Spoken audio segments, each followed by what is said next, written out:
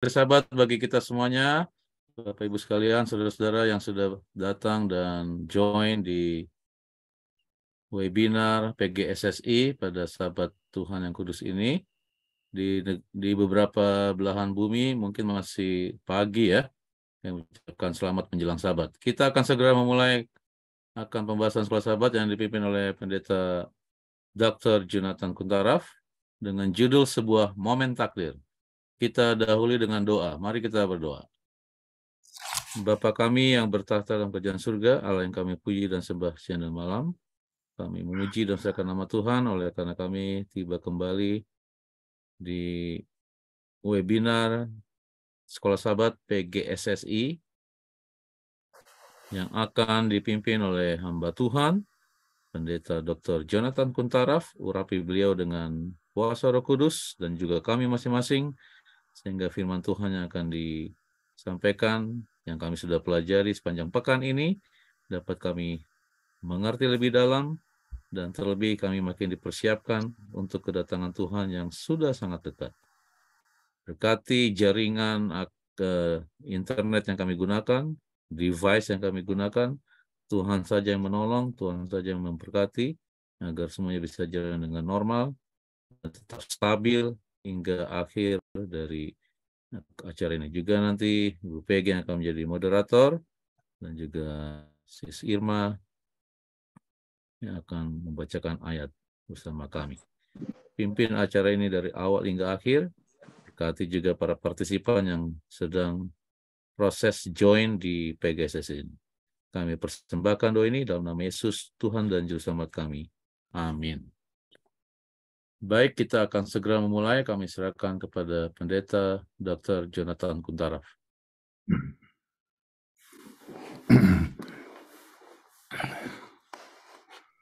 Baik, pemirsa yang berbahagia, terima kasih Saudara Daniel, dari Peggy yang sudah membuka ya akan acara kita. Salam dan selamat Sabat dari Denver, Colorado. Udara cukup dingin di sini. Di luar 27 derajat Fahrenheit, jadi kira-kira hampir minus 3 ya, minus 3 Celcius ya.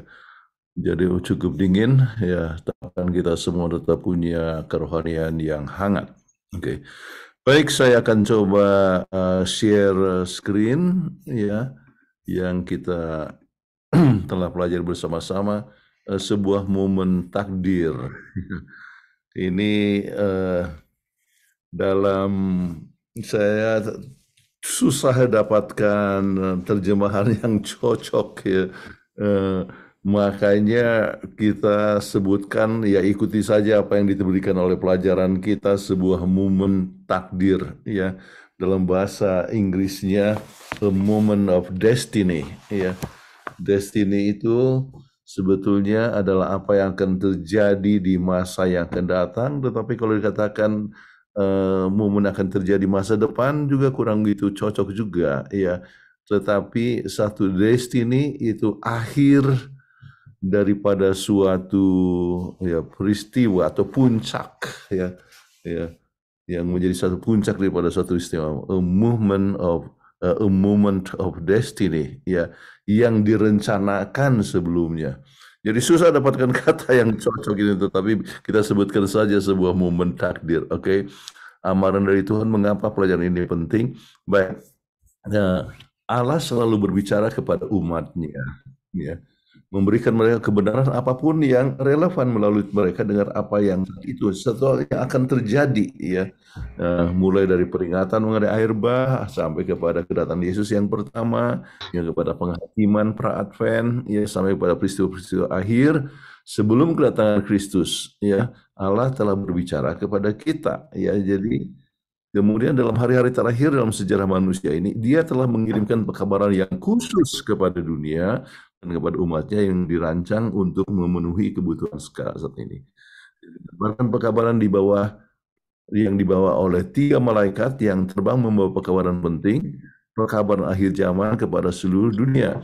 Dan apa yang kita akan bahas itu peristiwa apa yang menjadi hasil sesudah pekabaran 3 malaikat, ya. Setelah pekabaran 3 malaikat, maka ada sesuatu peristiwa, dan itulah yang kita akan pelajari bersama-sama, yaitu di dalam yang kita sebutkan Wahyu 14 ayat 14 sampai 20. Oke. Nah, sekarang kita coba lihat, ya, mengapa pelajaran ini penting. Kita belajar bahwa kita hidup dalam masa penghakiman di surga. Kita belajar Yesus akan datang setelah masa ini selesai. Kita belajar bagaimana Yesus akan datang untuk menuai bumi yang telah matang. Kita belajar bagaimana agar kita termasuk, ya, dalam kelompok gandum. Sebab kita dapatkan gandum ataupun lalang, ya, kita dapatkan domba atau kambing, ya. Kita dapatkan sesuatu pemisahan di akhir zaman. Oke. Nah, ayat intinya boleh dibaca. Siapa yang baca? Saya lihat ada Irma, ya, atau Daniel, silakan. Silakan, Sis Irma. Wahyu 14 ayat 14 sampai 15, dan aku melihat sesungguhnya ada satu awan putih, dan di atas awan itu duduk seorang seperti anak manusia dengan sebuah mahkota emas di atas kepalanya dan sebilah sabit tajam di tangannya. Maka keluarlah seorang malaikat lain dari bait suci, dan ia berseru dengan suara nyaring kepada dia yang duduk di atas awan itu, ayunkanlah sabitmu itu dan tuailah. Karena sudah tiba saatnya untuk menuai, sebab tuaian di bumi sudah masak. Terima kasih. Kita pelajari di sini adalah hal-hal yang sangat penting untuk kita ketahui, ya. Ini banyak berarti sebab bersifat simbolik. Oke, memang buku Wahyu terdiri atas banyak sekali simbol. Oke, jadi mengayunkan sabit menunjukkan suatu panen, ya, dan sebagainya. Jadi gambaran mengenai kedatangan Yesus kedua kali yang datang dengan penuh kemuliaan. Yesus datang untuk menuai dunia ini yang siap untuk dipanen, ya, untuk dituai, ya. Peristiwa ini terjadi setelah pekerjaan penghakiman di Bait Kudus, ya, surgawi telah selesai. Sebab kalau kita lihat di sini, ya, maka keluarlah seorang malaikat dari Bait Suci, ya, menunjukkan apa? Ya, menunjukkan pekerjaan yang Tuhan Yesus lakukan di Bait Suci selesai di sana, maka, ya, terjadilah kedatangan Yesus yang kedua kali. Oke. Garis besar pelajaran, ya, kita coba bikin singkat itu pelajaran yang 1 minggu dalam 3 pokok penting. Pertama adalah pilihan dan resiko kekal, ya. Kemudian Yesus anak Allah dan anak manusia. Sering kadang-kadang kita sebutkan dia ada anak Allah, tetapi juga penggunaan kata anak manusia. Jadi kita supaya jelas kenapa Yesus menggunakan kata anak manusia. Kemudian menuai panen dari bumi, ya. Nah, sekarang kita lihat kepada pilihan dengan risiko kekal, ya. Baik, bandingkan Wahyu 14 ayat 6 dan Matius 24 ayat 14. Pilihan yang mempunyai risiko kekal apa yang terjadi setiap orang harus buat, ya. Silakan, siapa yang baca? Dan aku melihat seorang malaikat lain terbang di tengah-tengah langit, dan padanya ada Injil yang kekal untuk diberitakannya kepada mereka yang diam di atas bumi dan kepada semua bangsa dan suku dan bahasa dan kaum. Wahyu 14 ayat 6. Dan Injil kerajaan ini akan diberitakan di seluruh dunia menjadi kesaksian bagi semua bangsa. Itu barulah tiba kesudahannya. Jadi kalau begitu pilihan yang merupakan resiko kekal itu adalah apa? Berbicara di dalam penerimaan kepada Injil yang kekal. Saya rasa sahabat depan kita akan pelajari tentang jelas mengenai masalah Injil ini yang kekal. Tetapi poinnya adalah ini sehubungan dengan pilihan untuk mendapatkan keselamatan yang kekal atau kematian yang kekal, ya. Jadi Injil merupakan suatu kabar baik di mana kita bisa dapatkan keselamatan, dan itu merupakan suatu pilihan yang kita harus atau manusia harus buat. Oke. Nah, di mana kita rasakan adanya hal yang genting pada ayat-ayat ini? Mengapa ini adalah pekabaran genting? Silakan. Wahyu 14 ayat 6 sampai 7a. Di mana kita rasakan adanya hal yang genting pada ayat ini. Dan aku melihat seorang malaikat lain terbang di tengah-tengah langit, dan padanya ada Injil yang kekal untuk diberitakannya kepada mereka yang diam di atas bumi, dan kepada semua bangsa dan suku dan bahasa dan kaum. Dan ia berseru dengan suara nyaring, "Takutlah akan Allah dan muliakanlah Dia, karena telah tiba saatnya, saat penghakimannya." Oke, jadi kenapa ini dikatakan adalah pekabaran yang genting? Kata telah tiba saat penghakimannya. Jadi bukan dikatakan akan tiba, ya, satu waktu akan tiba, tetapi telah tiba, ya. Itulah sebabnya kita sebutkan bahwa ini adalah satu pekabaran yang merupakan dimulainya penghakiman di surga pada tahun 1844, ya, di mana mulai pekabaran ke seluruh dunia saat yang samanya mulainya akan penghakiman di surga. Ini kalau tidak salah kita akan pelajari pada sabat yang kelima, ya, daripada pelajaran kuartal ini, ya, yaitu pada akhir bulan April mendalami mengenai masalah ini. Tapi kata yang kita sebutkan genting adalah apa? Karena telah tiba saatnya. Oke. Nah, ini pentingnya pilihan. Ya, tentunya setiap hari oleh pilihan-pilihan kita, bahkan dalam apa yang disebut hal-hal kecil, kita membuat pilihan berpihak atau melawan Yesus Kristus. Tidak mungkin bagi seorang yang terus-menerus membuat pilihan yang salah dalam hidup mereka, tiba-tiba pada krisis terakhir akan ada di pihak Yesus. Terutama ketika seluruh kekuatan roh jahat melawan mereka. Ya. Jadi pilihan kita adalah sekarang ini, ya, kita harus selalu menang setiap hari sehingga kita boleh menang pada saat mengalami ancaman yang besar sekalipun. Oke, jangan pikir nanti kita memilih yang benar sementara kita selalu memilih yang salah sekarang ini. Sekarang hari ini dan setiap hari kita harus memilih untuk setia kepada Kristus dan kepada perintah-perintahnya. Sebab inilah kasih kepada Allah, yaitu Bapa kita menurut perintah-perintahnya. Baik, ada sebuah kutipan, ya, yang bagus untuk dibaca. Yesus tidak mengubah tabiat pada kedatangannya. Pekerjaan transformasi harus dilakukan kapan? Sekarang. Kehidupan kita sehari-hari menentukan nasib kita, ya. Jadi apa yang kita buat setiap hari menjadi kebiasaan yang kita buat setiap hari menjadi tabiat kita, ya. Jadi pilihan untuk setia harus dimulai sekarang ini, ya. Jangan tunggu hari esok. Oke. Baik. Pilihan lebih lanjut, apakah kita diselamatkan oleh karunia keselamatan melalui. Ini adalah satu pertanyaan yang sangat tricky, ya. Sudah pasti keselamatan oleh karunia keselamatan, tapi kita harus memilih untuk, ya, mendapatkan karunia keselamatan, ya. Jadi ini adalah satu yang berjalan bersama-sama. Oke, keselamatan hanya dengan karunia Allah, ya. Namun kita harus memilih untuk mendapatkan karunia itu. Untuk menerima karunia itu. Kalau kita tidak memilih, maka kita mengalami permasalahan di dalam hidup kita sendiri. Baik, bagikan pengalaman Anda ketika membuat keputusan untuk mempunyai resiko kekal dalam menerima Yesus sebagai juru selamatmu. Anda bisa share pengalaman pribadi, ya, waktu Anda menerima Yesus atau peristiwa yang istimewa di mana Anda menentukan pilihan, ya. Untuk saya, ya, sesudah KKR yang dibuat oleh pemuda di Gereja Naripan Bandung, ya, itu tahun 64, ya, hampir 60 tahun yang lalu, ya, 59 tahun yang lalu saya masih pemuda, masih SMA, kelas 1, ya.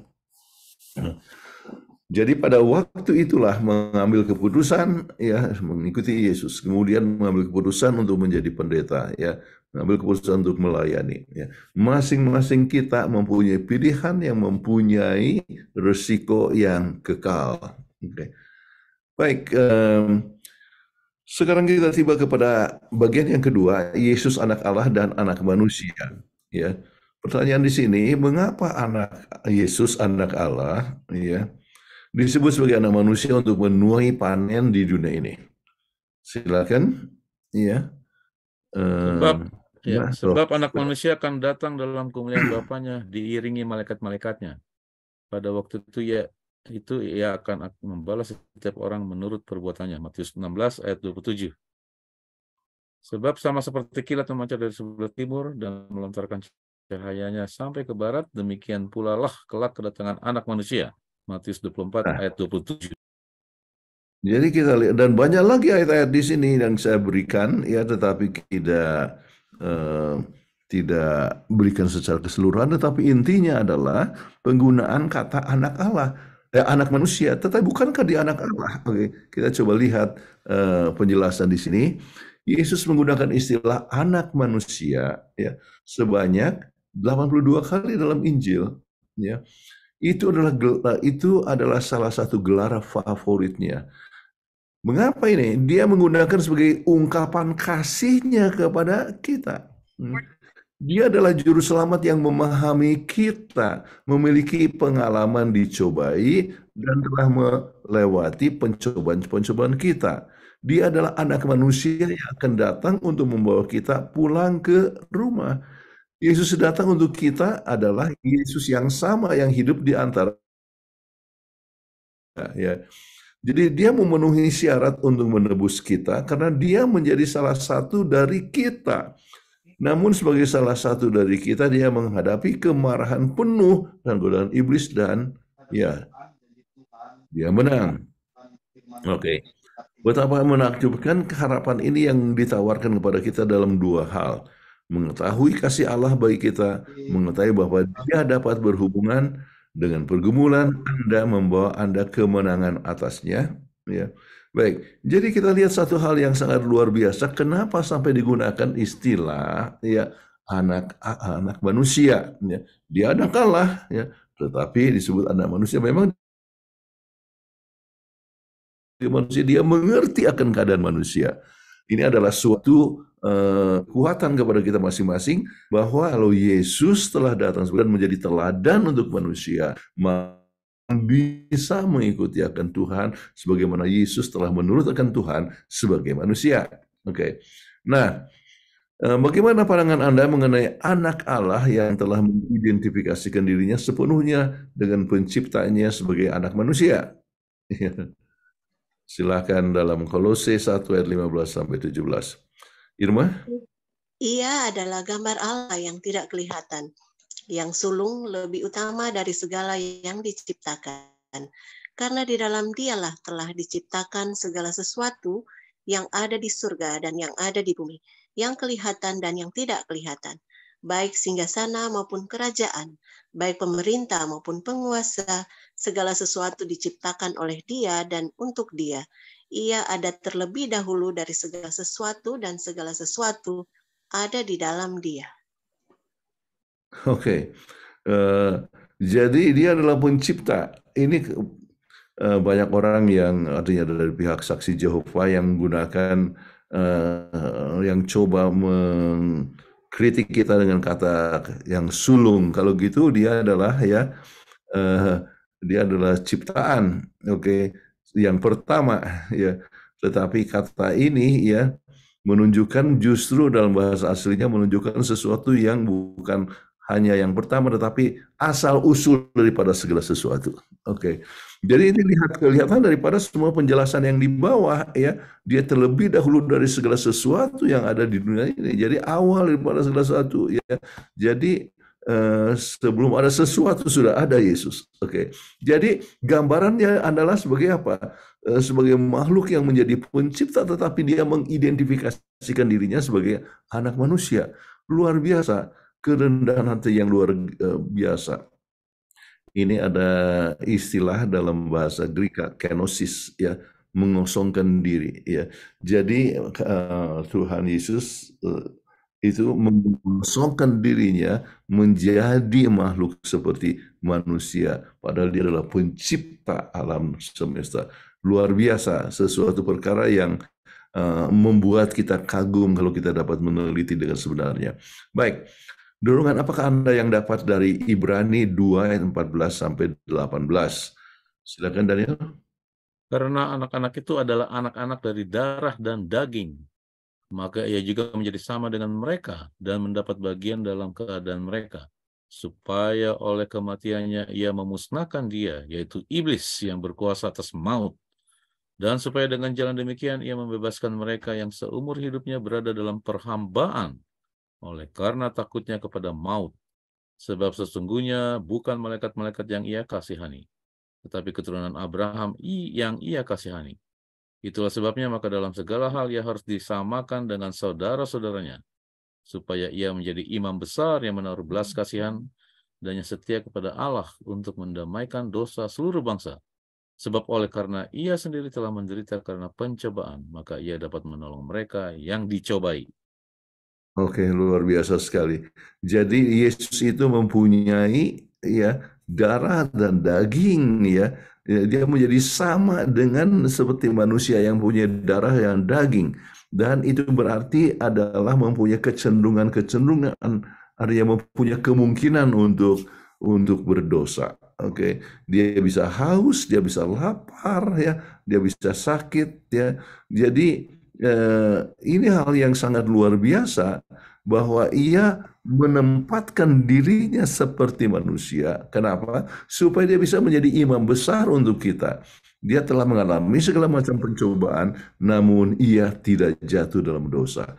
Jadi anak manusia, ya penggunaan istilah anak manusia yang begitu tepat sekali untuk Yesus Kristus. Baik.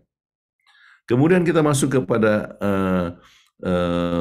menuai panen, ya. Kita coba lihat pada saat Yesus anak Allah dan anak manusia datang dengan kemuliaannya ke bumi, mengapa ia membawa sabit di tangannya? Baik, silakan. Kisah 1 ayat 9 sampai 11. Sesudah ia mengatakan demikian, terangkatlah ia disaksikan oleh mereka, dan awan menutupnya dari pandangan mereka. Ketika mereka sedang menatap ke langit waktu ia naik itu, tiba-tiba berdirilah dua orang yang berpakaian putih dekat mereka dan berkata kepada mereka, "Hai orang-orang Galilea, mengapakah kamu berdiri melihat ke langit? Yesus ini yang terangkat ke sorga meninggalkan kamu akan kembali dengan cara yang sama seperti kamu melihat dia naik ke surga." Wahyu 14 ayat 14, dan aku melihat sesungguhnya ada suatu awan putih, dan di atas awan itu duduk seorang seperti anak manusia dengan sebuah mahkota emas di atas kepalanya dan sebilah sabit tajam di tangannya. Oke, jadi ini gambaran mengenai ya penyabitan atau penuaian. Sebab sabit adalah simbol daripada penuaian. Okay. Jadi menunjukkan tentang peristiwa kedatangan Yesus yang kedua kali. Nah sekarang, mengapa Yesus mengenakan banyak mahkota di kepalanya saat ia kembali dan kemuliaannya? Ya, silakan. Wahyu 19 ayat 11 sampai 16. Lalu aku melihat sorga terbuka, sesungguhnya ada seekor kuda putih, dan ia yang menunggangnya bernama Yang Setia dan Yang Benar. Ia menghakimi dan berperang dengan adil, dan matanya bagaikan nyala api. Dan di atas kepalanya terdapat banyak mahkota, dan padanya ada tertulis suatu nama yang tidak diketahui seorang pun, kecuali ia sendiri. Dan ia memakai jubah yang telah dicelup dalam darah, dan namanya ialah Firman Allah. Dan semua pasukan yang di sorga mengikuti dia. Mereka menunggang kuda putih dan memakai lenan halus yang putih bersih.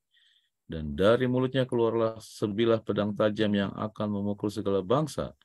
Dan ia akan menggembalakan mereka dengan gada besi. Dan ia akan memeras anggur dalam kilangan anggur, yaitu kegeraman murka Allah yang Maha Kuasa. Dan pada jubahnya dan pahanya tertulis suatu nama, yaitu Raja segala raja, Tuan di atas segala tuan. Oke, jadi kita lihat penggunaan berbagai macam simbol-simbol yang kita dapatkan dalam buku Wahyu, ya, penggunaan dengan mahkota, kemudian dikatakan bahwa ini merupakan memeras anggur dan kilangan anggur, artinya adalah satu penuaian yang lain.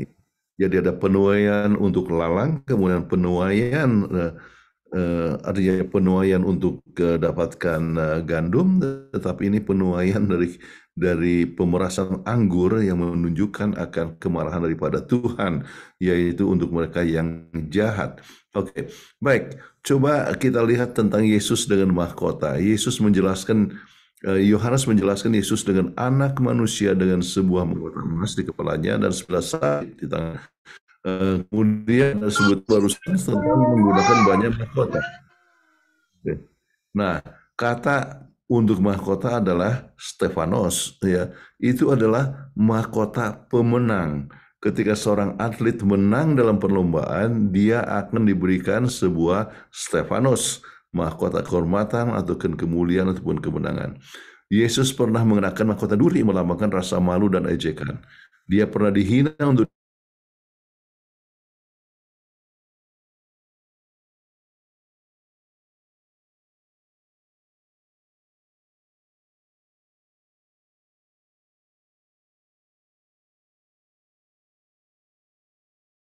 baik.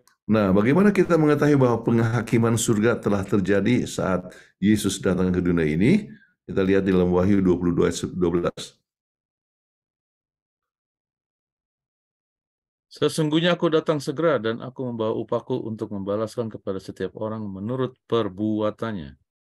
Jadi artinya bahwa semua masa pemeriksaan telah terjadi sesuai dengan perbuatannya. Ini bagi mereka yang akan mendapatkan keselamatan. Sebab kita tahu ya ada beberapa tahap daripada penghakiman tersebut.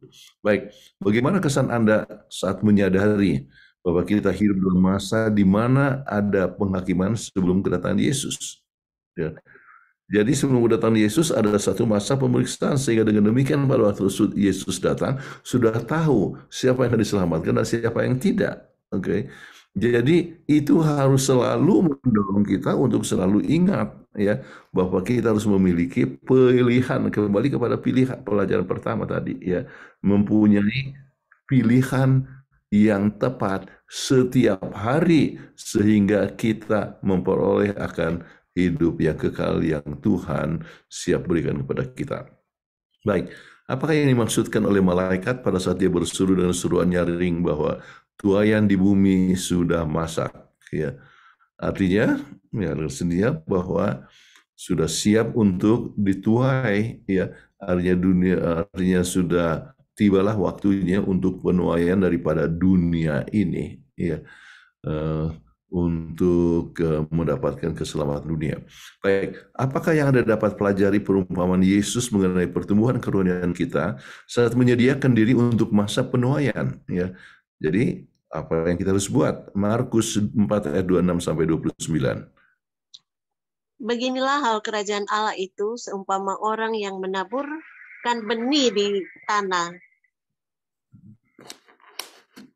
Mohon maaf, Bang Daniel bisa lanjutkan karena sedang hujan deras di sini. Oke.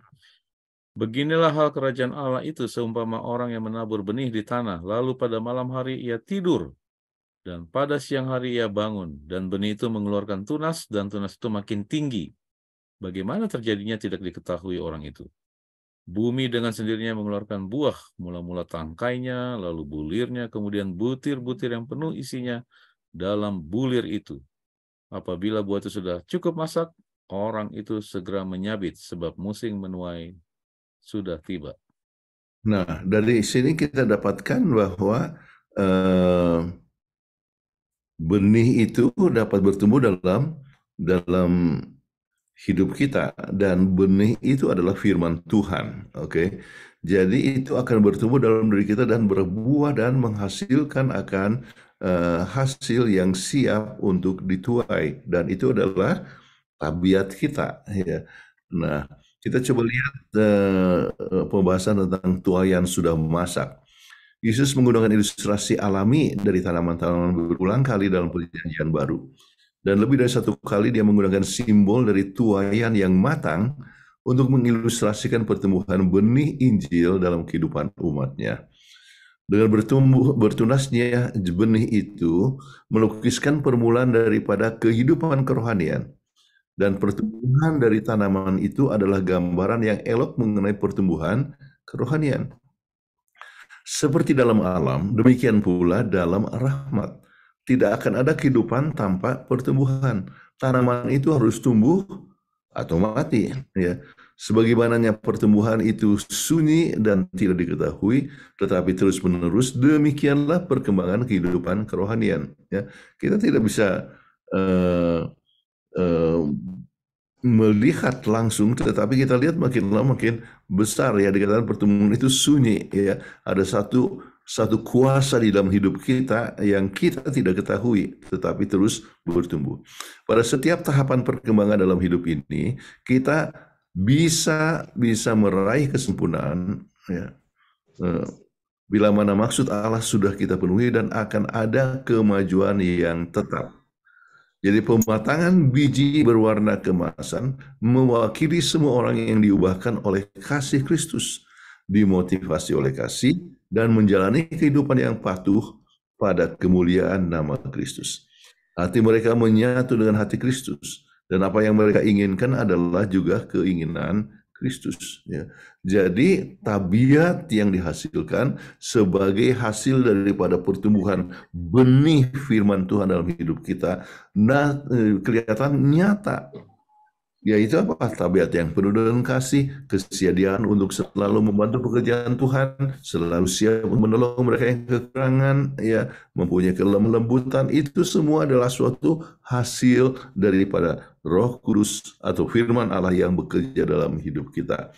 Baik, bagaimanakah pilihan kita mempengaruhi pertumbuhan kerohanian kita dalam persiapan untuk menuai saat Yesus datang? Ya, Yesus kembali. Oke. Nah, dengan sendirinya setiap langkah, misalnya pagi ini ya Anda hidup ya, Anda bangun, apakah Anda punya pilihan baca Alkitab atau tidak baca Alkitab, baca sekolah Sabat atau tidak baca sekolah Sabat. Kemudian Anda baca tulisan Roh Nubuat atau tidak. Anda punya pilihan mau dengar siaran televisi Hope Channel atau siaran ya yang duniawi. Oke. Anda mau nonton sinetron ya, Anda atau mau dengar firman Tuhan melalui YouTube. Oke. Jadi masing-masing kita mempunyai pilihan, oke. Dan pilihan itu ya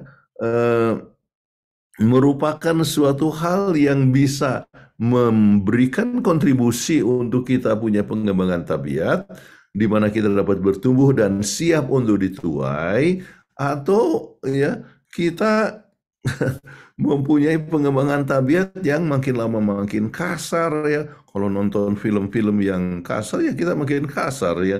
Jadi itu adalah satu hal yang sangat penting kita untuk ketahui. Baik, ada kutipan di sini, penyucian adalah pekerjaan seumur hidup. Ya, manakala kesempatan kita bertambah banyak, pengalaman kita semakin luas dan pengetahuan kita bertambah. Jadi sanctification, ya. Jadi penyucian adalah masa untuk kehidupan selamanya. Baik, bagaimana kita dapat merasa pasti bahwa saat penuaian bumi ini kita akan termasuk dalam kelompok gandum dan masuk di lumbung Tuhan sebagai gantinya, seperti debu jerami yang akan masuk ke api yang tidak dapat dipadamkan. Silakan Daniel atau Irma. Ya, saya saja, dia masih ada. Bisa, Irma, silakan. Oke, Matius 3 ayat 11 sampai 13. Aku membaptis kamu dengan air sebagai tanda pertobatan, tetapi Ia yang datang kemudian daripadaku lebih berkuasa daripadaku, dan aku tidak layak melepaskan kasutnya. Ia akan membaptiskan kamu dengan Roh Kudus dan dengan api. Alat penampi sudah di tangannya.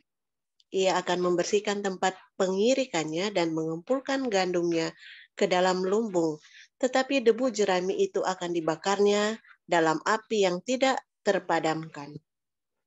Oke, jadi kita bisa melihat ya apa yang akan terjadi. Nah, sekarang pertanyaannya, ya, bagaimana kita bisa mempunyai kepastian apa kita akan termasuk di dalam gandum atau jerami? Ya, dengan sendirinya itu kita bisa merasakan kalau kita punya hubungan kita dengan Yesus Kristus begitu bangun, yang kita ingin buat adalah mendengar firman Tuhan, atau begitu bangun kita mau berbicara dengan Tuhan, ya. Jadi kita bersekutu dengan Tuhan, dan setiap hari kita membuat pilihan apa kita mengikuti Yesus atau kita mengikuti akan keduniawian. Jadi kita dapat melihat bagaimana sukacita dan damai sejahtera yang kita alami di dalam kehidupan kita.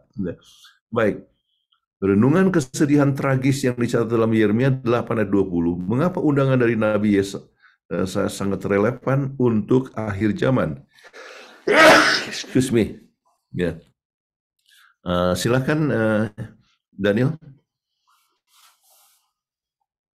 Sudah lewat musim menuai, sudah berakhir musim kemarau, tetapi kita belum diselamatkan juga. Yeremia 8 ayat 20. Carilah Tuhan selama ia berkenan ditemui, berserulah kepadanya selama ia dekat. Baiklah orang fasik meninggalkan jalannya, dan orang jahat meninggalkan rancangannya. Baiklah ia kembali kepada Tuhan, maka dia akan mengasihaninya. Dan kepada Allah kita, sebab ia memberi pengampunan dengan limpahnya. Oke, jadi ini sangat relevan untuk sekarang ini, undangan daripada Yesaya, yaitu mencari Tuhan selama ia berkenan ditemui, ya. Berseru kepadanya selama dia dekat. Sebab ada satu saat di mana kita tidak dengar lagi dia berseru. Kenapa? Oleh sebab kita selalu menolak akan undangannya. Ya. Jadi hal yang sangat penting untuk kehidupan kita masing-masing. Baik, kita coba lihat perlunya datang kepada Tuhan sebelum terlambat. Tidak ada lagi yang bisa dilakukan kasih karunia untuk menebus mereka yang telah berulang kali menolak akan Roh Kudus. Ini adalah nubuatan yang mendesak dari Wahyu 14. Setiap benih telah siap untuk dipanen. Biji-bijian sudah matang, dan anggur sudah matang sepenuhnya. Umat Allah menyatakan gambaran kasih karunia, belas kasihan, murah hati, dan kasihnya di hadapan alam semesta. Anak-anak si jahat mengungkapkan keserakahan, nafsu, kecemburuan, dan kebencian. Karakter Yesus dinyatakan dalam satu kelompok dan karakter iblis dalam kelompok yang lain. Jadi itu adalah dua kelompok yang berbeda. Nah, alam semesta akan melihat dari diri umat Allah sebuah nubuatan kebenaran yang mungkin tidak ada generasi sebelumnya yang pernah menyaksikannya. Berbeda-beda dengan kebenaran Kristus yang dinyatakan dalam umatnya, alam semesta akan melihat hasil penuh dari pemberontakan terhadap Allah. Kejahatan, dosa, dan pelanggaran hukum akan ditampilkan sepenuhnya di hadapan manusia dan malaikat. Perbedaan antara yang baik dan jahat, benar dan salah, dan yang salah, kepatuhan dan ketidaktaatan akan terlihat jelas bagi seluruh alam semesta, baik bagi manusia maupun malaikat. Jadi akan jelas umat Tuhan yang berbuat kebaikan, kemudian artinya orang jahat melakukan berbagai macam kejahatan, saling menipu, memikirkan kepentingan diri sendiri dan sebagainya, makin lama makin jelas, ya, sehingga betul-betul siap untuk dituai. Baik, Peggy boleh tolong baca kutipan ini? Manuskrip rilis Book 3, number 108, page 19. Tuhan akan membantu kita pada saat diperlukan, tetapi Dia tidak akan memaksa kita untuk mengasihi dan mentaatinya. Kita harus memberikan kepadanya kasih yang sepenuhnya, kasih kita yang sepenuhnya. Dia ingin kita mempercayainya dan mengungkapkan isi hati kepadanya. Dia memahami keinginan kita dan memiliki banyak sumber daya untuk membantu di setiap saat kesulitan. Kita tidak dibiarkan berperang sendiri, tetapi kita memiliki pertolongan Kristus, dan dalam namanya kita dapat keluar sebagai pemenang. Oke, jadi kita bisa jadi pemenang, dan menang itu, kata menang yang digunakan oleh buku Wahyu, ya, adalah continues to overcome, yaitu orang yang senantiasa menang. Oke, jadi kemenangan masa lalu, sekarang ini, dan menang di akan datang. Ya, Penting sekali. Baik, kutipan yang lain, Ibu Peggy. Alfa dan Omega jilid 8 halaman 583. Adalah hukum alamiah baik intelektual maupun spiritual bahwa oleh memandang kita berubah. Pikiran secara berangsur-angsur menyesuaikan diri kepada masalah-masalah yang memenuhi pikiran itu. Pikiran itu menjadi berbaur dengan apa yang telah biasa dikasihi dan dihormati. Manusia tidak akan pernah naik lebih tinggi dari standar kemurnian atau kebaikan atau kebenaran. Jikalau diri sendiri adalah tujuannya yang tertinggi, ia tidak akan pernah mencapai sesuatu yang lebih tinggi. Sebaliknya, ia akan tenggelam semakin lama semakin dalam. Hanya kasih karunia Allah saja yang berkuasa meninggikan manusia. Jika diserahkan kepadanya, mau tidak mau ia pasti jatuh tenggelam. Oke. Jadi kita harus selalu memandang kepada Tuhan, ya. So, by beholding we become changed. Ya.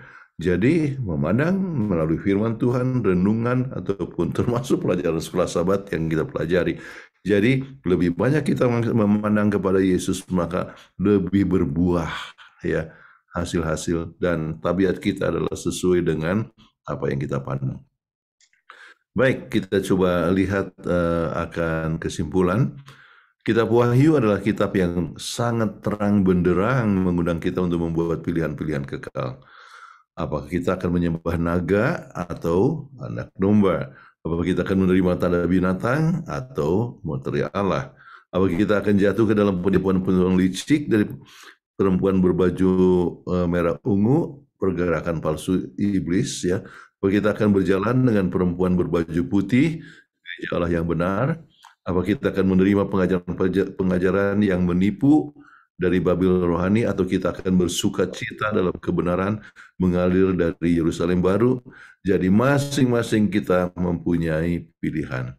Poin kedua, ya, ada dua tuaian dalam Wahyu 14-20. Itu adalah penuaian gandum emas yang dikumpulkan ke dalam lumbung Allah, atau penuaian anggur berdarah yang dikilang dalam kilangan anggur murkanya. Kemudian poin ketiga, Yesus menambah waktu menuai adalah akhir zaman. Ya. Sebelum Yesus kembali, setiap manusia di planet bumi ini tanpa kecuali memiliki kesempatan istimewa untuk merespons akan karunia, menerima anugerahnya dan berjalan dalam kebenarannya. Dan tuaian terakhir di bumi akan menunjukkan bahwa kita dapat menjadi bagian dalam tuaian gandum emas dan bukan, ya, anggur berdarah. Ya. Baik, Anda bisa diskusi di kelas, ya, sebagai tambahan. Apakah semua anggota gereja mengetahui pentingnya membuat pilihan sebelum terlambat? Ya. Kira-kiranya bagaimana? Seharusnya tahu, kan, ya. Tetapi ya sering banyak yang membuat pilihan, ya, yang bersifat keduniawian daripada sifat yang bersifat kerohanian. Oke. Apa yang dapat kita buat dalam menolong mereka yang telah terbabi dalam kepelesiran dunia dan membuat pilihan yang salah? Ya. Salah satu tunjukkan bagaimana kepelesiran dunia itu tidak memberikan kebahagiaan. Ya. Sesuatu yang tidak memberikan kebahagiaan itu kita tidak pernah merasa puas. Itulah uang. Itu tidak memberikan kebahagiaan, kita akan cari terus. Ya. Padahal tidak akan memberikan kebahagiaan. Ya. Jadi, ya, akhirnya sering orang terbentur kepada satu keadaan, ya, bahwa memang uang tidak semuanya. Pada masa COVID, ya, kita bisa lihat orang-orang kaya yang mempunyai banyak sekali harta, bagaimanapun banyaknya tidak sanggup untuk membeli atau memberikan pengobatan, dan banyak yang mati, ya, oleh sebab, ya, wabah tersebut. Jadi sering kita harus membuka pikiran mereka bahwa kepelesiran dunia ataupun materialisme tidak menjamin kebahagiaan, tetapi kita bisa berbahagia di dalam Tuhan di dalam keadaan apapun. Baik, apa yang dapat kita buat dalam rumah tangga kita agar semua bertumbuh dalam kerohanian dan tabiat kita? Perlunya selalu berdoa bersama, selalu renungan bersama-sama, kita berbakti bersama-sama, ya, pergi ke gereja bersama-sama, itu akan menambah ya anak-anak itu bertumbuh ya dan rohani, ya. Dan saya selalu senang kalau anak ketua ya juga menjadi kuat dan aktif sekali, ya. Di Denver ini, ya, saya senang sekali melihat beberapa anak daripada anggota yang giat dan mau aktif sekali, ya, untuk mencari, untuk jual buku, untuk pekerjaan misioneris, dan kemudian selalu aktif di dalam kegiatan-kegiatan kerohanian. Oleh sebab orang tuanya yang begitu juga memberikan teladan yang baik. Jadi kita harus memberikan teladan di dalam pertumbuhan kerohanian daripada anak-anak kita. Baik, apakah yang gereja dapat buat agar lebih banyak anggota yang lebih siap untuk kedatangan Yesus yang kedua kali? Ya. Itu tujuan daripada gereja adalah untuk membina kerohanian anggota. Jadi dengan pembinaan kerohanian, ya, dan membimbing dari hari ke hari, ya, dari sabat ke sabat, maka kita akan menolong lebih banyak orang, ya, kegiatan misioneris yang dibuat. Jadi setiap gereja harus punya perencanaan, ya, perencanaan untuk masalah rumah tangga, bagaimana supaya anggota dapat lebih sehat, bagaimana anggota dapat lebih baik dalam soal keuangan juga, ya. Kami diundang ya ke tempat ini untuk bahas penata layanan, ya. Tapi penata layanan ini kita mulai dari penata layanan rumah tangga supaya rumah tangga kuat. Ya, itulah kemarin ya dalam 2 hari. Kemudian mulai penata layanan keuangan, penata layanan kesehatan. Ya, jadi sepertinya sebab tubuh kita adalah merupakan salah satu talenta, kan, penggunaan waktu yang tepat. Jadi beberapa hari ini adalah tentang penata layanan untuk membuat anggota dapat lebih berbahagia dan lebih sehat dan lebih baik dalam masalah keuangan. Baik, itulah pembahasan kita, saudara. Ada pertanyaan? Baik, terima kasih Pak Pendeta Kuntaraf. Kami akan serahkan kepada Ibu Peggy Iskandar Wawor untuk memimpin atau memoderate, akan tanya jawab. Kami persilakan. Iya, terima kasih Bro Daniel yang sudah membuka acara ya dengan begitu baik, dan terima kasih khususnya kepada Pendeta Kuntaraf yang telah membawakan materi pada malam hari ini dengan luar biasa, dan setiap sahabat itu luar biasa ya. Sebuah momen takdir kita telah pelajari bersama-sama, dan saat ini kita tiba kepada sesi tanya jawab.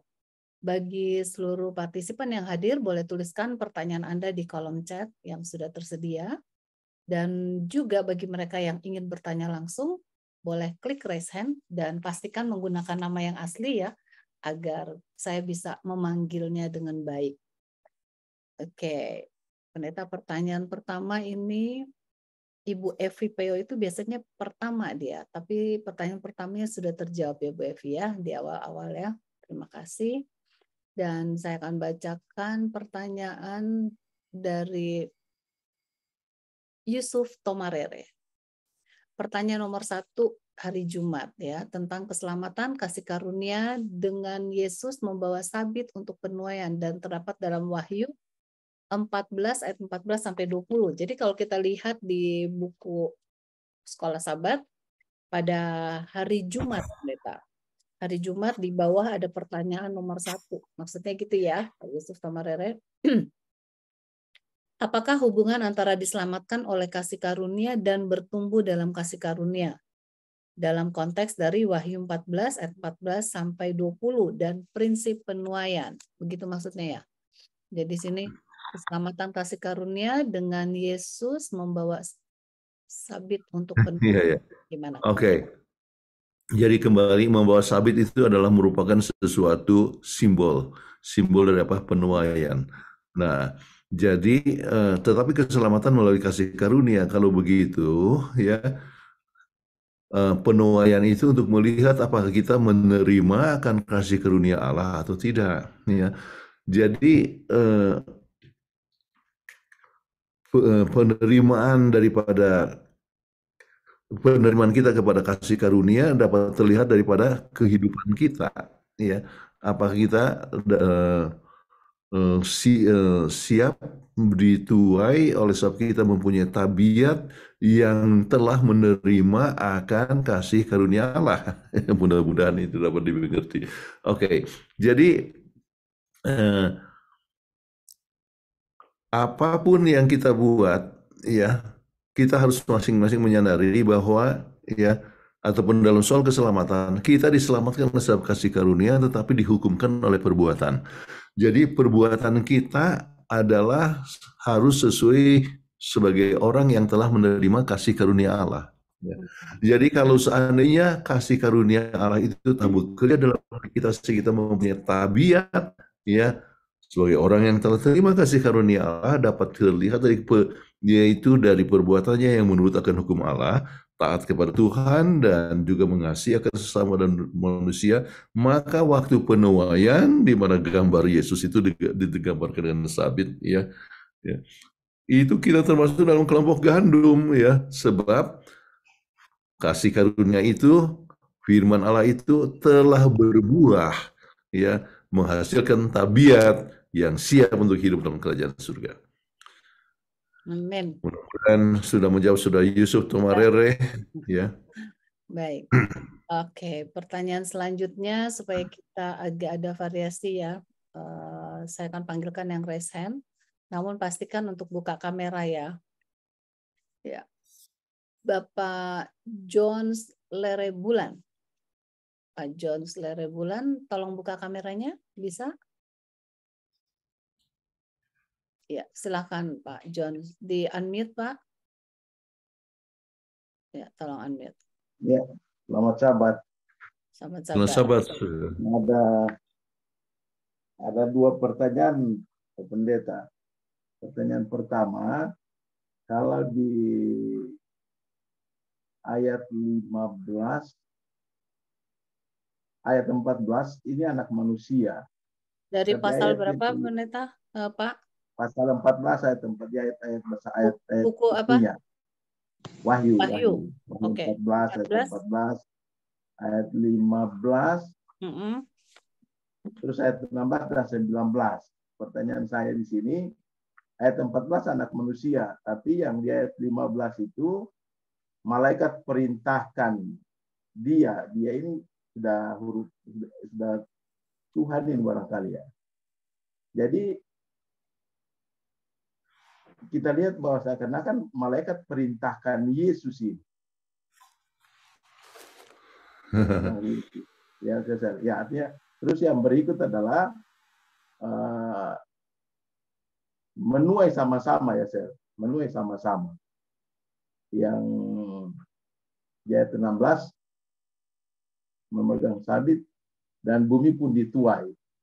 Kalau ayat 19 menuai sama-sama. Jadi ini menuai. Lalu di ayat yang ke-20, yang berikut ayat yang ke-20 adalah dia dibawa ke luar. Ini saya baca, ya. Dan buah-buah anggur itu dikilang di luar kota. Dan dari kilangan itu mengalir darah tingginya sampai ke kekang kuda. Dan jauhnya 200 mil. Pertanyaan saya ini berarti ini menunjukkan satu tempat, kan di luar kota, Sir. Oke. Tuaian di bumi ini di dalam ayat ini saja ini kan sudah kedatangan Yesus karena sudah di atas awan. Ya. Baik. Oke. Ya. Kita harus mengetahui bahwa kata malaikat itu merupakan sesuatu, dapat merupakan satu hal yang nyata atau merupakan suatu pekabaran. Pekabaran 3 malaikat misalnya, itu bukan berarti bahwa malaikat yang beredar-edar, tetapi justru malaikat itu adalah manusia, yaitu kita yang membawakan pekabaran 3 malaikat. kita yang pergi dari satu bangsa ke bangsa yang lain, atau kita mengabarkan Injil kemana-mana. Ya, jadi kata seruan itu adalah merupakan suatu simbolik tentang masanya telah tiba untuk pekabaran. Ya, sesuatu hal yang bukan berarti bahwa Yesus sebagai anak Allah itu mendengar perintah daripada malaikat, tetapi masanya telah tiba, ya. Dan itu dapat dikatakan oleh malaikat yang mengatakan bahwa memang masanya telah tiba untuk suatu masa penuaian daripada dunia ini. Oke. Itu pengertian daripada malaikat, sebab malaikat itu arti daripada malaikat itu sendiri adalah messengers of the Lord, ya. Itu adalah utusan daripada Tuhan, ya. Jadi kita lihat bahwa telah tiba kepada suatu masa untuk penuaian. Okay. Kemudian yang disebutkan tadi mengenai masalah akan terjadi pemisahan, kemudian hasilnya itu dibawa ke tempat yang lain dan sebagainya.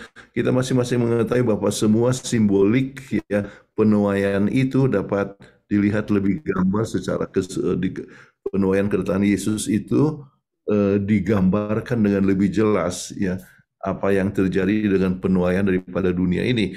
Misalnya hukuman kepada orang yang jahat itu adalah sesuatu yang terjadi di luar kota Yerusalem yang baru, ya, dan itu adalah sesuatu yang terjadi sesudah kedatangan Yesus yang ketiga, bahkan, yaitu kalau kita lihat kepada buku Wahyu pasal yang ke-20, sesudah masa 20 masa 1000 tahun, ya. Jadi kita harus melihat konsep secara keseluruhan di mana peristiwa-peristiwa itu dapat terjadi, ya, bisa langsung terjadi. Misalnya yang selamat, ya, itu, ya, mereka akan mendapatkan keselamatan waktu Yesus datang, oke.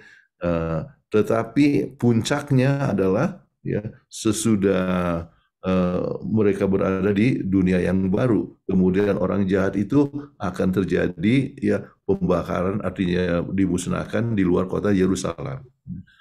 Jadi simbol itu dapat terjadi di dalam interpretasi yang pertama ataupun kedua ataupun bisa juga yang ketiga. Mudah-mudahan ini menolong apa yang dikatakan oleh Saudara Larry Bulan.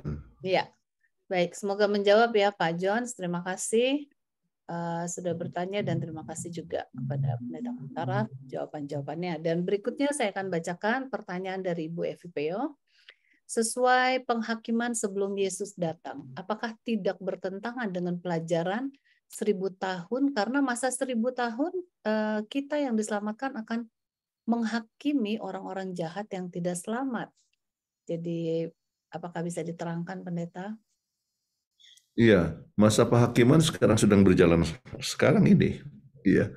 Dan masa penghakiman di sekarang ini adalah dimulai dengan the judgments of the living, ya, the judgments of the dead, kemudian the judgments of the living, yaitu mereka yang menjadi umat Tuhan, ya. Kemudian untuk mereka yang jahat itu akan dihakimi justru adalah pada saat masa 1000 tahun tersebut, ya. Jadi ada perbedaan masa, ya. Jadi secara penelitian yang lebih teliti, ya, untuk mereka yang jahat itu adalah justru sesudah kedatangan Yesus, ya, waktu mereka berada di dalam kubur, ya, ya. Dan itu terjadi, ya, dalam masa 1000 tahun di mana kita semua terlibat di dalam penghakiman untuk menunjukkan bahwa masing-masing kita itu adalah orang-orang yang untuk melihat bahwa Tuhan itu adil kalau orang itu dihukum atau tidak. Dan hukuman di api neraka, ya, kita masing-masing mengetahui di hukuman itu adalah sesuai dengan perbuatan manusia, ya, sesuai dengan perbuatannya. Jadi sebagian orang yang sangat jahat itu akan bisa bertahan dengan lebih lama di api neraka, dan mungkin dan mereka yang lainnya itu mungkin tidak terlalu lama untuk dihukum di api neraka. Ya. Dimusnahkan, artinya cepat menjadi abu. Paham. Iya, sudah ngerti. Thank you. Benar ya, ngerti ya Bu Evi? Iya. Oke, terima kasih Bu Evi sudah bertanya. Pertanyaan selanjutnya dari Aldrin. Selamat sahabat Pastor Kuntaraf dan Ibu Peggy. Selamat sahabat ya. Pertanyaannya, keselamatan adalah anugerah, bukan hasil dari perbuatan kita atau manusia. Tetapi pada saat penghakiman justru perbuatan kita yang diperiksa atau diadili. Jadi mohon penjelasannya Pastor. Ya, baik. Itulah yang kita harus selalu ingat. Ya, manusia diselamatkan oleh sebab kasih karunia. Namun manusia akan diadili oleh perbuatan. Ya. Itu penting ya untuk diingat selalu, manusia diselamatkan sebab kasih karunia, namun ya dihakimi oleh perbuatannya. Kenapa? Ya, oleh sebab ya hasil karunia itu ya harus terlihat ya. Kita lihat kepada Yakobus pasal 2 misalnya, mengatakan bahwa iman tanpa perbuatan adalah kosong. Ya. Kemudian kita coba lihat di dalam buku Wahyu, di dalam buku Matius pasal 7, ya, ayat 20 mengatakan dari buah-buahnya kamu dapat mengenali Dia. Atau pasal 7 ayat 21 sampai 23 ya. Tidak semua orang yang berseru kepadaku, Tuhan, Tuhan, bukankah aku ya menyembuhkan orang dengan nama-Mu atau mengundang setan ya, membuat mujizat dengan nama Tuhan. Tetapi apa yang Yesus katakan, sesungguhnya aku berkata kepadamu, aku tidak mengenal kamu, hai kamu yang berbuat jahat. Jadi kita bisa lihat bahwa orang mengaku Yesus tidak cukup ya. Ya. Kalau terima Yesus karunia Allah tidak cukup, harus dilihat daripada perbuatannya. Jadi pengenalan akan Yesus itu harus terlihat dari perbuatannya.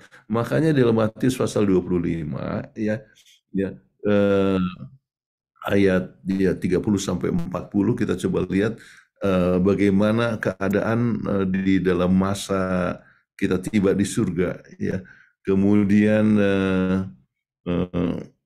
kita akan bertanya atau mungkin Tuhan akan bertanya sesuai dengan penjelasan itu. Mengapa kamu ada di sini? Ya, kami kenapa ada di sini? Terus apa dikatakan? Ya, pada saat aku lapar, engkau memberi aku minum, makanan. Pada saat aku haus, engkau memberikan aku minuman. Pada saat aku bertelanjang, engkau memberikan pakaian. Pada saat aku berada dalam penjara, engkau melawat aku. Ya. Jadi kapan aku buat itu? Terus dikatakan, apa yang kau buat kepada salah satu yang terhina ini, engkau buat kepadaku. Ya. Artinya perbuatan. Ya. Jadi itu akan terjadi kepada masing-masing kita. Jadi apa yang kita buat ya di dalam menolong sama manusia. Sebab itu tidak usah segan untuk menolong Yayasan Advent Peduli Indonesia dalam membantu kita punya panti asuhan. Kasihan mereka itu ya, yang kurang beruntung, dan ibadah yang patut, yang murni sesuai dengan Yakobus 1 ayat 27 adalah apa? Ya, melawat atau orang yang yatim piatu dan para janda-janda yang kekurangan. Jadi perbuatan itu harus nyata. Jadi pengakuan kita ya gampang toh. Kita orang, oh saya terima Yesus, itu gampang. Tetapi apakah itu menghasilkan buah atau tidak? Ya. Jadi harus kelihatan dari kita punya perbuatan yang siap untuk menolong sesama manusia. Oke, memiliki kasih satu sama lain. Ya. Mudah-mudahan menolong ya. Ini pertanyaan dari Aldrin. Ini Aldrin Dompas. Enggak, di Salemba ya, Ibu Aldrin ya. Oke, baik, kita lanjut kepada penanya berikutnya ya. Di sini masih ada yang raise hand. Satu ya, Pak Arnold ya. Tapi sebentar Pak Arnold, setelah pertanyaan yang satu ini ya. Oke. Dari M. Cilalahi. Kalau secara statistik banyak manusia yang jahat dan mati kekal dibandingkan yang benar hidup kekal. Artinya hidup berkarakter Yesus tidak bisa kita lakukan. Apakah demikian? Kemudian, apakah yang dimaksud dengan takdir menurut Kristen? Apakah sama dengan Tuhan sudah tahu siapa saja yang diselamatkan? Artinya, Tuhan sudah tentukan yang selamat. Nah, gimana nih pendeta? Wah, ini Oke. pertanyaannya kok ada beberapa ya? Oke, saya lanjutkan supaya pendeta. Kita jawab dulu satu persatu. Oke. Yang pertama, memang Kalau secara waktu statistik banyak yang mati. ya secara statistik, secara jumlah, artinya ya dari masa ke masa orang yang menerima Tuhan itu selalu minoritas. Oke. Pada saat ya air bah, berapa yang selamat? Hanya 8 orang, ya, yang lainnya itu musnah. Waktu Lot, ya, artinya Sodom dan Gomora, berapa yang selamat? Ya, hanya 3 orang, yang lainnya itu mati. Begitu juga dengan sekarang ini, ya, mereka yang datang di gereja itu lebih kecil, ya, dibandingkan dengan orang yang berpelesiran untuk nonton sepak bola, ya. Ataupun selalu minoritas, ya. Jadi tapi bukan berarti bahwa kasih karunia Allah tidak artinya ini katakan apakah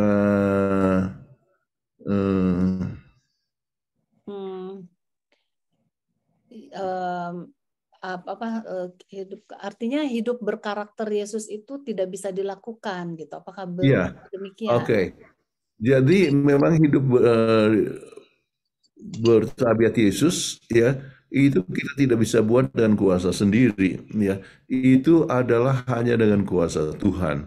Itulah sebabnya orang harus datang kepada Tuhan, mengambil dan membiarkan Tuhan bekerja dalam diri kita, ya. Jadi yang penting adalah kita mempunyai penerimaan akan Yesus, kita boleh terjamah oleh sebab Yesus yang telah mati bagi kita, ya. Dan itu adalah karunia Tuhan, ya. Dan kalau kita menerima akan Dia, kemudian kita mengambil waktu dengan Dia, membiarkan Dia bekerja dalam hidup kita melalui kuasa Roh Kudus, melalui firman Tuhan, maka kita akan menghasilkan tabiat Tuhan, ya. Jadi memang tabiat itu tidak bisa dibentuk dengan kuasa sendiri, ya. Itu adalah hasil adanya tabiat Yesus tidak bisa dibentuk dengan kuasa sendiri, hanya sebagai hasil daripada penyerahan kepada Tuhan. Mudah-mudahan itu menolong. Kemudian yang kedua, apakah yang dimaksud dengan takdir menurut Kristen? Jadi apakah sama dengan Tuhan sudah tahu siapa saja yang akan diselamatkan? Jadi mungkin Tuhan udah menentukan nih si A si B gitu. Baik, penjelasan pada awal tadi saya katakan bahwa ini judulnya ini ya sebetulnya nggak begitu terlalu tepat, ya. Sebab yang disebutkan adalah dalam bahasa Inggris ini a moment of destiny. Jadi destiny itu sebetulnya tidak langsung murni artinya takdir, ya. Takdir itu adalah dalam bahasa teologia ataupun juga dalam arti menentukan itu adalah predestination, ya. Jadi menentukan sebelumnya, ya. Ini adalah destiny, ya. Bukan predestination, ya. Predestination, ya, adalah menentukan sebelumnya, oke. Jadi Yesus atau Tuhan tidak menentukan sebelumnya, ya, seorang akan selamat atau tidak, tapi Dia tahu akan siapa yang akan selamat dia atau tidak. Dia tahu, ya. Kenapa? Sebab Dia Maha tahu, tetapi Dia tidak menentukan. Dia memberikan hak kepada kita untuk memilih, ya. Jadi berbeda dengan takdir yang seakan-akan menentukan selamat atau tidak, ya. Kita semua disebutkan ditakdirkan semua untuk selamat. Namun, ya, apakah kita mau untuk selamat atau tidak, terserah kepada pilihan kita. Itu sebabnya istilah yang kita sebutkan di sini bukan predestination, tetapi foreknowledge. Apa artinya foreknowledge? mengetahui sebelumnya, ya, mengetahui sebelumnya, tetapi Tuhan tidak menentukan sebelumnya. Iya, baik. Mudah Oke. mengerti Karena Saudara ada Hems 4 Lalahi. pertanyaan ya, Saudara Silalahi. Jadi Iya. Jadi apakah takdir berlaku hanya untuk keselamatan? Atau berlaku juga untuk kehidupan seperti sudah ditakdirkan miskin atau kaya? Apakah seperti itu? Mungkin tadi juga udah agak terjawab ya Pendeta ya. Oke. Tuhan ya memberikan talenta sesuai dengan kesanggupan daripada orang yang menerimanya. Ya. Ada Tuhan memberikan talenta 5, ya ada yang 2, ada yang 1. Tetapi jangan pusingkan berapa talenta kita terima. Yang penting adalah apa kita setia di dalam menggunakan talenta itu atau tidak. Orang yang menggunakan talenta yang dengan baik, maka dia punya hasil akan berlipat ganda dan bisa keadaannya lebih baik daripada orang yang mempunyai talenta yang lebih banyak tetapi tidak melaksanakan talenta tersebut. Ya. Jadi ini sangat penting sekali untuk masing-masing kita menyadari, ya. Jadi itu sehubungan dengan apa yang itu bukan kita sebutkan sebagai suatu hal yang disebutkan takdir, seorang ditakdirkan untuk kaya. Tetapi ya Tuhan mempercayakan dan kita mempunyai peranan penting apakah kita bisa melaksanakan talenta itu dengan baik atau tidak. Nah, orang yang dikelahirkan dalam keluarga miskin, ya, tetapi dia berusaha dengan sebaik-baiknya, maka ia makin lama makin baik kekuatannya, ya, dan kita dapatkan orang-orang yang sangat kaya raya, ya, yang datang dari keluarga yang sederhana, ya. Jadi itu bukan berarti bahwa dia ditakdirkan untuk menjadi kaya, ya, tetapi dia mempunyai peranan penting di dalam melaksanakan akan talenta yang ada padanya, sehingga dengan kerjasama antara Tuhan dengan manusia sampai dia menghasilkan sesuatu kepercayaan yang lebih besar. Itulah yang Yesus katakan, ya, siapa yang percaya dalam perkara, siapa yang dapat dipercaya dalam perkara yang kecil, maka Tuhan akan memberikan kepercayaan yang lebih besar, ya. Kita ingat itu perumpamaan talenta di dalam buku Matius 25. Ya. Jadi jangan langsung kita berpikir bahwa seorang itu sudah memang ditakdirkan untuk kaya. Orang yang diberikan kesempatan untuk menjadi kaya lahir dari keluarga yang kaya. Ya. Ada sekarang yang hidupnya harus bergantung kepada orang lain. Kenapa? Sebab ia menjadi malas, ia tidak berusaha, ya, tidak mau sekolah, akhirnya, ya, jadi orang yang tidak memiliki tidak dapat dipercaya, sehingga orang tidak mau kasih pekerjaan sama dia sebab dia malas-malas. Jadi kembali, ya, Tuhan tidak mentakdirkan orang jadi kaya ataupun miskin. Tuhan hanya memberikan kepercayaan kepada seseorang, dan kepercayaan itu dapat diperlipat gandakan dengan usaha daripada kita.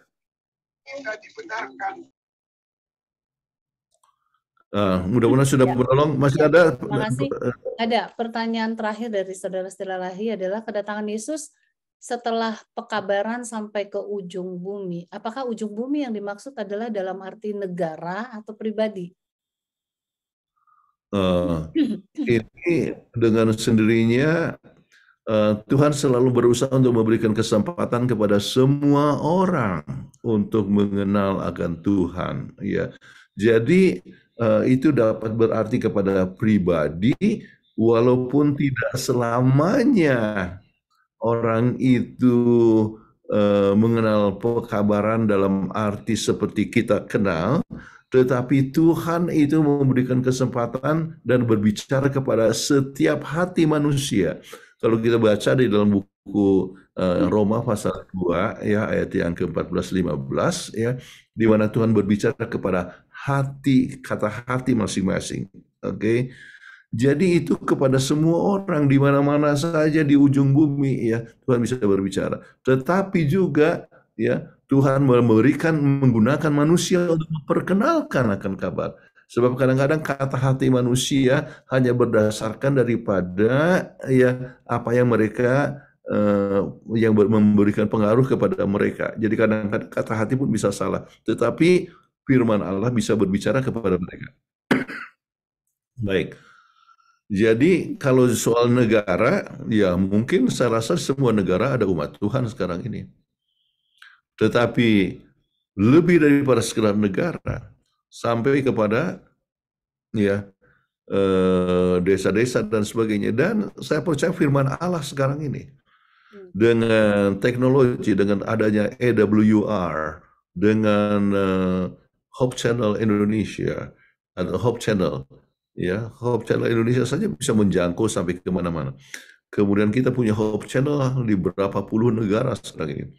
Kemudian pekabaran melalui radio, pekabaran melalui internet dan sebagainya.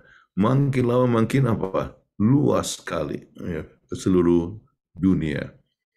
Untuk supaya setiap orang mempunyai kesempatan ya.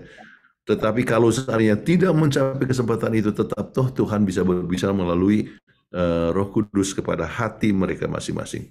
Baik. Oke. Mudah-mudahan. Pendeta, terima kasih. Ya, selanjutnya saya akan panggilkan yang resen Pak Arnold. Ya. Silakan Pak Terima Arnold. kasih. Terima kasih Pendeta. Saya berkaitan dengan Matius 24 ayat 14 bahwa Injil ini akan diberitakan seluruh dia baru tiba kesudahannya. Kalau kita melihat para reformator adalah pemberita-pemberita Injil juga di awal-awal reformasi yang kita tahu bersama ada Martin, ada selama mereka juga bukan pemelihara Sabat. Apakah sebagai organisasi kita sebagai umat Tuhan hanya yang masuknya itu memberitakan Injil itu hanya ke umat-umat Advent atau juga sebagaimana zaman reformasi, artinya ketika saya menginjil maka saya lihat beberapa umat-umat Tuhan yang bukan Advent juga aktif. Mereka sampai ke pintu sampai itu. Nah, yang menjadi pertanyaan itu, apakah Injil keberitaan itu seluruhnya hanya melalui orang Advent kah? Atau orang Kristen yang lain seperti zamannya reformasi, baru Yesus datang? Terima kasih Pendeta. Tuhan itu mempunyai pekabarannya dari masa ke masa. Oke. Jadi waktu awal pekerjaan Tuhan itu, pekerjaan itu adalah disebut the age of purity. Pekabaran itu masih sangat murni sekali dan kita mereka mengabarkan sepenuhnya keseluruhan.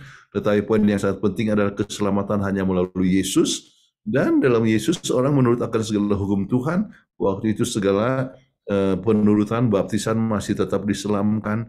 Kemudian orang juga mendukung pekabaran Tuhan dengan melalui perpuluhan. Mereka juga sudah menghidupkan kehidupan yang sehat misalnya oleh sebab mereka itu umumnya adalah dari orang Yahudi.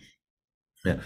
Tetapi dalam waktunya berjalan di mana ada juga perubahan-perubahan di dalam kekristenan, di mana telah terjadi suatu kompromi yang sehingga pekabaran itu tidak lagi murni ya, apalagi pada abad yang keempat ya. Sampai kepada kelima dan sebagainya, dan kita dapatkan yang disebut masa kegelapan.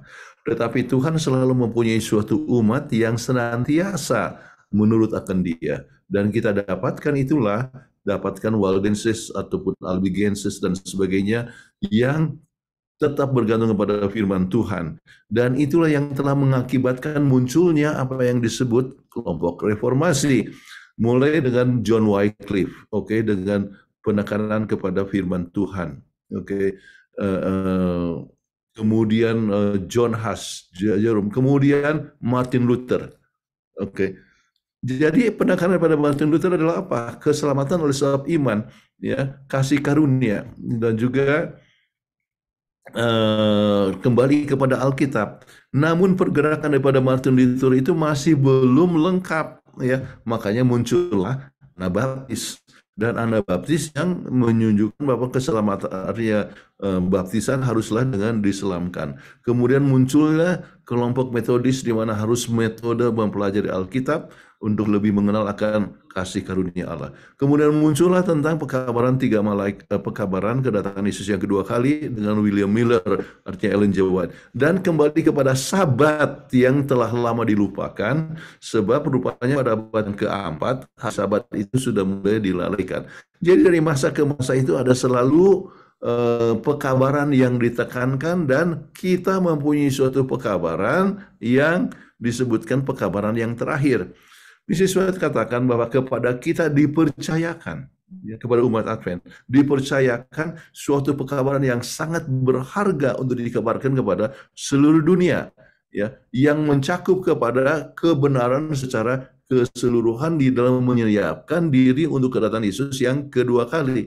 Nah, dengan sendirinya setiap gereja-gereja itu mempunyai role pengaruhnya, ya.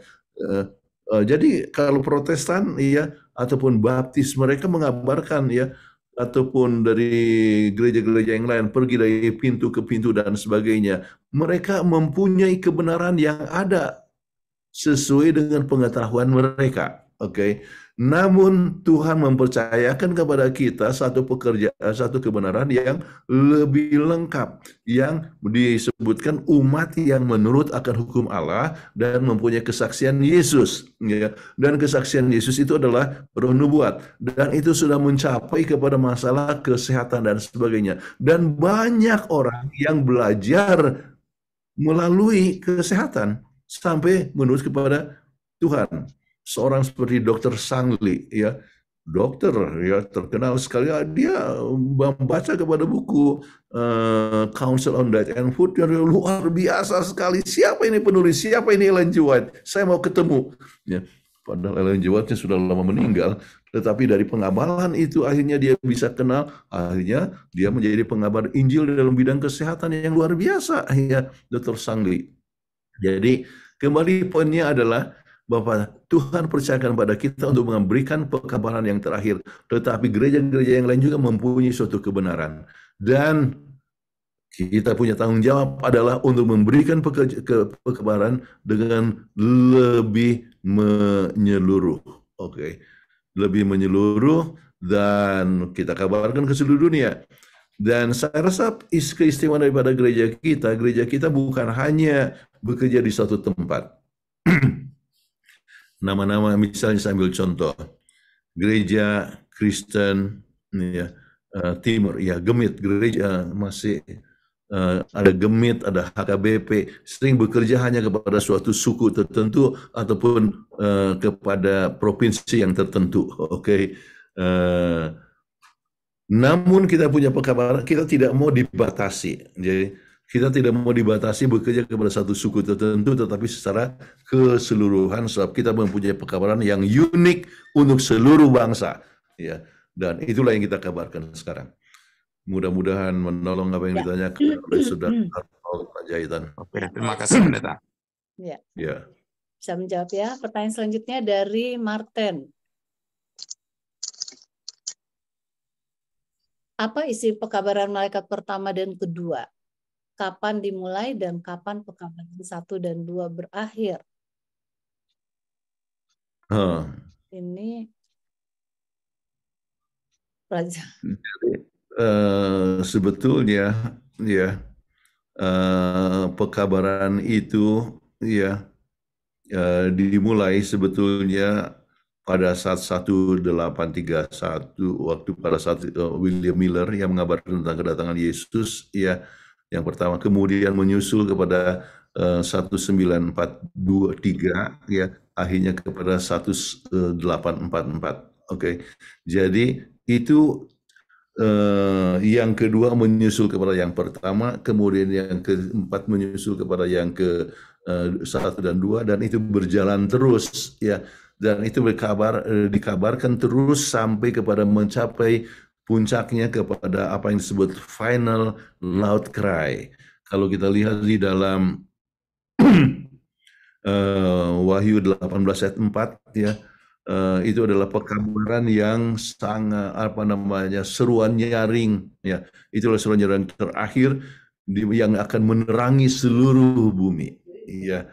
Dan itu meliputi, Mrs. White sebutkan sebetulnya harus dimulai tahun 18 88 ya, tetapi umat Tuhan tidak siap untuk menanggung itu ya, sehingga mengalami hambatan. Namun itulah yang terus dikeluarkan sampai pada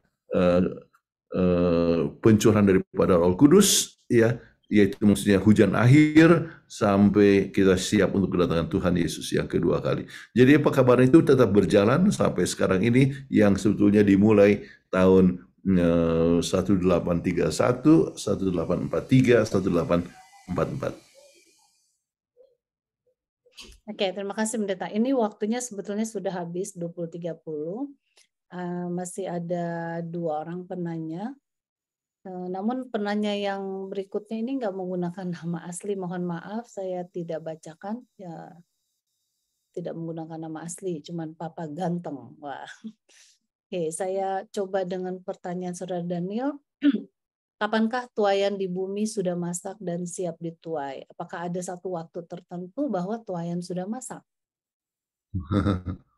Iya, dari waktu ke waktu ada masa. Saya ingat waktu Yesus berada di dunia ini, ya, Yesus sendiri sudah katakan, lihatlah tuayan itu sudah masak, kemudian tetapi siapakah yang akan siap untuk menjadi penuai? Itu setiap kita membuat KKR dan sebagainya, itu adalah satu penuaian, ya, penuaian untuk mengenalkan kebenaran, ya. Jadi banyak tempat-tempat yang sudah masak di mana waktu dituai kita dapatkan banyak sekali orang yang menerima akan kebenaran, ya. Jadi tuayan itu adalah satu hal yang berlangsung dari masa ke masa dan sekarang berjalan terus. Tetapi the final harvest, ya, tuayan yang terakhir, ya, dan itu adalah pada saat Yesus datang kedua kali. Dan waktu itulah betul-betul dunia ini, ya, betul-betul masak untuk dituai, dan hasilnya adalah umat Tuhan yang sudah siap untuk hidup dalam kerajaan surga. Ya, jadi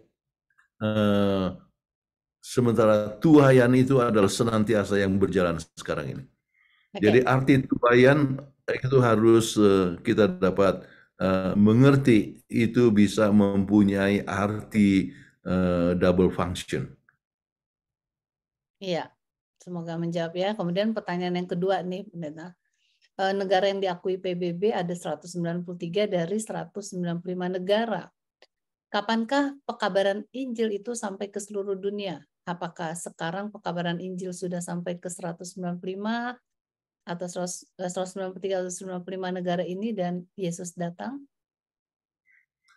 Saya tidak tahu apakah betul ini jumlahnya, ya, yang diakui PBB 193, ya. Sebab yang saya tahu itu ada jumlah negara itu sekitar 230, ya. 230 harus dilihat lagi mungkin. Tetapi pekerjaan kita sudah di 209 negara, ya. Jadi kita lebih banyak, artinya hampir di semua negara. Dan kita sebutkan eksis itu artinya kita paling sedikit sudah ada satu gereja, atau paling sedikit sudah ada 30 orang di situ, maka kita disebutkan bahwa daerah negara itu sudah terjangkau, ya. Tetapi kalau misalnya adanya umat Advent di tempat itu, umumnya di semua negara ada. Misalnya kita tidak masukkan Libya, ya, misalnya sebagai tempat yang telah terjangkau, tetapi sekarang kita mempunyai umat Tuhan di Libya, ya, atau di Afghanistan, ya, pegawai-pegawai ADRA di sana melakukan berbagai macam kegiatan, ya. Jadi kemudian apakah pekabaran Injil itu sudah sampai, ya, kalau 193 ya sudah ke 209, ya, tetapi masih kita bekerja melalui berbagai macam kegiatan kepada negara-negara yang masih belum betul-betul kita belum eksis dengan sepenuhnya. Baik, Pendeta. Sudah habis waktunya dan sudah habis pertanyaannya, Pendeta. Semoga semua pertanyaan sudah terjawab ya dengan baik. Dan kita akan tutup pertemuan ini. Maaf Bu Peggy, Ya, pendeta boleh terang jawab ini 1843 siapa ya pelopornya? Oh, itu para pelopor-pelopor daripada Advent ya sudah banyak bergerak ya. Seperti saya ambil contoh, Joseph Bates bukan? artinya belum ya, masih pergerakan-pergerakan seperti ya Joseph Bates ya, ataupun juga mereka dari William Miller kan 1931, dan William Miller masih termasuk di dalam mengabarkan di sana dan sebagainya ya. Jadi pelopor-pelopor itu mereka sudah banyak bergerak ya. Kenapa maksudnya 191 disebutkan 1843 oleh sebab sudah mulai menyebutkan tentang masalah Babylon, ya, sudah rubuhnya Babylon, ya, yaitu ajaran-ajaran supaya keluar dari Babylon, ya. Maka itu sudah sebelum 1844 sudah mulai dikabarkan, tetapi beberapa pelopor termasuk juga ya James White apa semua sudah bergerak mereka, walaupun belum terorganisasi. Gereja Advent itu sendiri terorganisasi sebenarnya adalah tahun 1863 atau 1861 sudah ada kelompok di Michigan Conference, tetapi untuk pekabaran yang lebih luas atau organisasi secara penuh itu adalah 1863. Tetapi sebelum itu pekabaran sudah dikabarkan. Terima kasih pendeta. baik. Tuhan berkati. Ya, baik. Terima kasih untuk seluruhnya yang sudah hadir. Terima kasih pendeta Kuntaraf, dan kita akan tutup pertemuan ini. Sebab ada yang bertanya mengenai masalah pekabaran Advent pertama, kedua, dan sebagainya. Nanti itu akan dibahas. Memang pelajaran kuartal kita akan tentang cosmic tree, Ya, cosmic. pekabaran kosmis. Jadi akan dibahas nanti dalam pelajaran-pelajaran yang akan datang. Ya. Jadi harap bersabar. Ya, baik. Kita akan tutup pertemuan ini dengan berdoa. Dan saya lihat tidak banyak yang buka kamera. Ibu Evi boleh tutup dalam doa? Mari kita satu dalam doa. Maha besar Allah Bapa dalam surga, Bapa yang penuh kasih dan penyayang, Maha pengampun, Bapa yang sudah menciptakan dunia ini, termasuk kami umat manusia hidup dalamnya. Dengan penuh hati Tuhan, kami datang menghadap hadirat-Mu, memuji Engkau Tuhan oleh karena kebesaran-Mu, mengaku dosa-dosa kami. Kami ucap syukur Tuhan, malam ini kami sudah mempelajari pelajaran sekolah Sabat. Biarlah Tuhan kuasa Roh Kudus dapat menjelaskan dalam hati kami apa yang belum jelas. Tuhan, kami sangat terberkati dengan PGSSI ini. Tuhan berkati pendeta Kuntaraf agar tetap sehat selama Tuhan masih izinkan beliau untuk berkarya bagi Tuhan. Ibu Peggy, Daniel, dan lain-lain yang bertugas dalam acara ini, kiranya Tuhan berkati. Berkati semua partisipan yang hadir. Kalau ada yang sakit, Tuhan tolong sembuhkan. Terima kasih Bapak, ampuni dosa kami. Dalam nama Tuhan Yesus kami berdoa dan ucap syukur. Amin. Amin. Terima kasih Ibu Evi doanya, dan kepada seluruh partisipan yang hadir boleh unmute mengucapkan terima kasih pendeta Kuntaraf semua yang sudah hadir.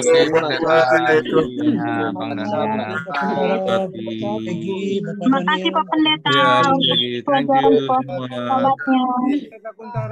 semua. Terima kasih Pendeta. Sampai jumpa sahabat depan. Ya, kasih. Senin tapi nggak buka kamera. Berkat 5, 4, 3, lambaikan tangan semua.